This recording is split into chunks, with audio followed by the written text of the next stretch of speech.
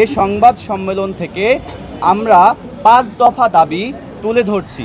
এগুলো হলো: দাবি নাম্বার 1, আগামীকাল রোববারের মধ্যে অন্তর্বর্তীকালীন প্রশাসন গঠনের প্রজ্ঞাপন জারি করতে হবে।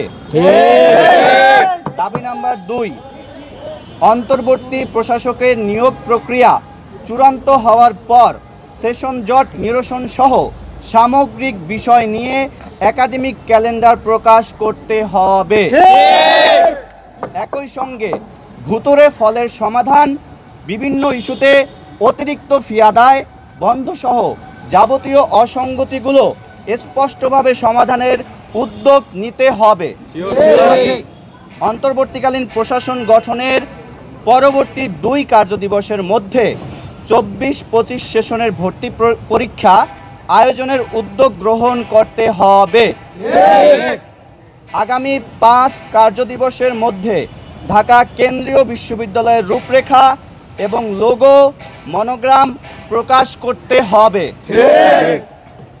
আগামী 1 মাসের অর্থাৎ আগামী 16ই জুন 2025 খ্রিস্টাব্দ, আমি আবার বলছি, আগামী 1 মাসের অর্থাৎ আগামী 16ই জুন 2025 বান্ডেল থাকলে প্রতি সেনমানিতে টাকা বাঁচবে। বিকাশ সেনমানি বান্ডেল কিনে জিতুন প্রতি লেনদেনে। 25 খ্রিস্টাব্দ এর মধ্যে নতুন বিশ্ববিদ্যালয়ের অধ্যাদেশ জারি করতে হবে। একই সঙ্গে 2025-26 অর্থ বছরের বাজেটে, আমি আবার বলছি, আগামী 2025-26 অর্থ বছরের বাজেটে নবগঠিত বিশ্ববিদ্যালয়ের জন্য অর্থ বরাদ্দ দিতে হবে। প্রিয় সাংবাদিকবৃন্দ, আমরা শুরু থেকেই সরকারের যে কোনো সিদ্ধান্তের প্রতি শ্রদ্ধাশীল ছিলাম। দাবি বাস্তবায়নে আমরা সরকারকে সব ধরনের সহযোগিতাও করেছি। এজন্য মাঠের আন্দোলনের পাশাপাশি টেবিলের আলোচনাও জারি রেখেছি। এখনও আলোচনার পথ বন্ধ হয়নি। আমরা আলোচনায় প্রস্তুত আছি। আমরা আমাদের শিক্ষার অধিকারটুকু চাই। আমরা আর রাজপথে নামতে চাই না। আমরা আন্দোলন সংগ্রাম ছেড়ে পড়ার টেবিলে ফিরে গিয়েছি। তবে রাষ্ট্র বারবার আমাদের পড়ার টেবিল ছেড়ে রাজপথে ফিরতে বাধ্য করেছে।